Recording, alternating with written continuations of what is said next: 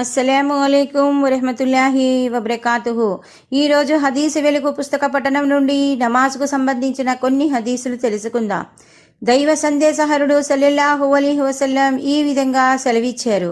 భూ వ్యవస్థలో ఏర్పాట్లకై నియుక్తులై రేయింబవళ్ళు మీతో పాటు ఉండే దైవదూతలు తమ విధివేళలు మార్చుకుంటారు. వారు ఫజర్, అసర్ నమాజ్ కాలాల్లో కలుసుకుంటారు. అప్పుడు మీతో పాటు ఉండిన దైవదూతలు తమ ప్రభువు సన్నిధిలో హాజరైనప్పుడు ఆయన, నా దాసుల్ని మీరు ఏ స్థితిలో వదిలివచ్చారో చెప్పండి అని అడుగుతాడు. మేము వారి వద్దకు వెళ్ళినప్పుడు వారు నమాజ్ చేస్తూ ఉండడం చూశాము. తిరిగి మేము వచ్చే సమయాన కూడా వారు నమాజ్ చేస్తూ ఉండగానే వదిలి వచ్చాము అని సమాధానమిస్తారు. ఈ హదీసు ద్వారా తెలిసేదేమంటే, ఫజ్ర్ మరియు అస్ర్ కాలంలో భూ వ్యవస్థ నిర్వహణలో పనిచేసే దైవదూతలు తమ బాధ్యతల మార్పిడి చేసుకుంటారు. రాత్రి డ్యూటీ చేసి పోయేవారు పగటి వేళ పనిలో చేరేవారు ఫజ్ర్ నమాజులో కలుసుకుంటారు. అలాగే అస్ర్ కాలంలో పగటి దైవదూతలు మరియు రాత్రి డ్యూటీ వారు కలుసుకుంటారు. ఇంకా వారు తమ నివేదికను నమాజుతో సహా అల్లాహకు సమర్పించుకుంటారు. దైవదూతల సాంగత్యం లభించటం విశ్వాసికి ఎంత గొప్ప వరం. హజరత్ ఉమర్ రజియల్లా అన్హు తన గవర్నర్లందరికీ లేఖ రాస్తూ, మీరు చేసే పనులన్నింటిలో నా వద్ద ప్రాముఖ్యత నమాజుకే ఉంది. ఏ వ్యక్తి తన నమాజును పరిరక్షించుకుంటాడో, దాన్ని నిర్వర్తించటంలో జాగ్రత్తగా మసలుకుంటాడో అతను దైవధర్మాన్ని, పరిపూర్ణ జీవిత విధానాన్ని పరిపూర్ణంగా కాపాడుకుంటాడు. ఎవరైతే నమాజు పట్ల శ్రద్ధను కోల్పోతాడో అతడు మిగతా అన్నిటినీ అత్యధికంగా కోల్పోయేవాడుగా రూపొందుతాడు అని రాశారు. దైవ సందేశహరుడు సల్లల్లాహు అలైహి వసల్లం ఈ విధంగా సెలవిచ్చారు. ఏ రోజు అల్లాహ్ నీడ తప్ప వేరే నీడ లభ్యం కాదో ఆ రోజు అల్లాహ్ 7 రకాల మనుషులకు తన నీడలో ఆశ్రయం ఇస్తాడు. మొదటిగా న్యాయశీలుడైన పాలకునికి, 2 తన యవ్వనాన్ని దైవ విధేయత దైవారాధనలో గడిపిన యువకునికి, 3 మసీదులోనే తన మనసు చేసుకున్న వ్యక్తికి, ఇతను మసీదు నుండి వెలుపలికి రాగానే మసీదులోకి వెళ్ళడానికి నిరీక్షిస్తూ ఉంటాడు. 4 దైవ ధర్మం కొరకు మాత్రమే మైత్రి ప్రేమాభిమానాలు గల 2 వ్యక్తులకు, వారు దైవం కొరకే కలుసుకుంటారు, దైవం కొరకే వేరవుతారు. 5 ఏకాంతంలో దైవ ధ్యానం చేసుకుంటూ ఉండగా అతని కళ్ళ నుండి కన్నీరు కారినటువంటి వ్యక్తికి.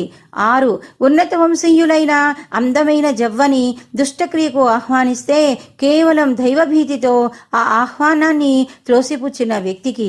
7 రహస్యంగా దాన ధర్మాలు చేసే వ్యక్తికి, తన కుడి చెయ్యి దానం చేసినదేమిటో ఎడమ చెయ్యికి తెలియని వ్యక్తికి. మహాప్రవక్త సల్లల్లాహు అలైహి వసల్లం ఈ విధంగా బోధిస్తూ ఉంటే నేను విన్నాను. ఏ వ్యక్తి ప్రదర్శనా బుద్ధితో నమాజ్ చేస్తాడో అతను షిర్క్ చేశాడు, అంటే దేవునితో పాటు ఇతరులని సహవర్తులుగా చేశాడు. ఏ వ్యక్తి ప్రదర్శనా బుద్ధితో రోజా అంటే ఉపవాస వ్రతం పాటించాడో అతడు షిర్క్ చేశాడు. ఏ వ్యక్తి ఇతరుల మెప్పు కొరకు దాన ధర్మాలు చేశాడో అతను షిర్క్ చేశాడు అని షద్దాద్ బిన్ ఔస్ రజియల్లా అన్హు తెలిపారు.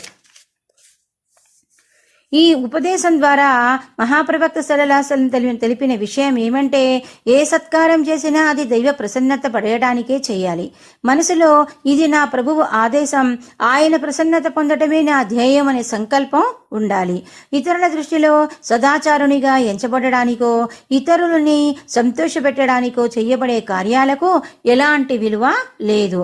కేవలం దైవ ప్రసన్నతను పొందే ధ్యాసతో చేయబడే సత్కార్యానికే విలువ.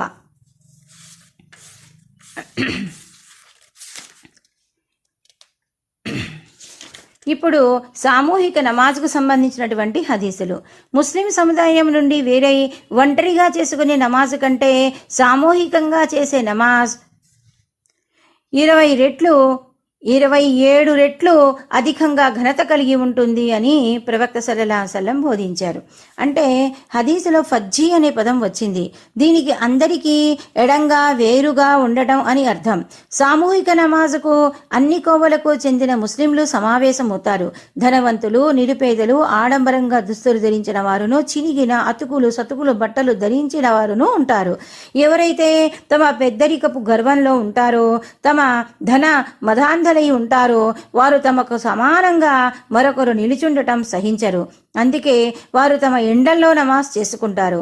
దైవ ప్రవక్త సల్లల్లాహు అలైహి వసల్లం ఈ మానసిక రోగానికి నివారణగా సామూహిక నమాజును ఆచరించడానికి ప్రబోధించారు.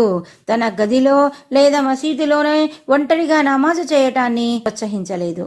మరొక మాట ఏమంటే, సామూహికంగా చేసే నమాజుల్లో సాధారణంగా శైతాన్ ప్రేరేపించే పైశాచిక అంశాలు, సందేహాలు, దురాశలు జనించటం తగ్గిపోతుంది. మనిషి సంబంధం దేవునితో దృఢమవుతుంది. అందువలనే జమాత్తో చేసే నమాజ్ మహత్తు మహాప్రవక్త నుడివిన ప్రకారం 27 రెట్లు అధికంగా ఉంటుంది. ఇదే భావాన్ని మరొక ముందు వచ్చే హదీసు 54లో కూడా స్పష్టపరచటం జరిగింది.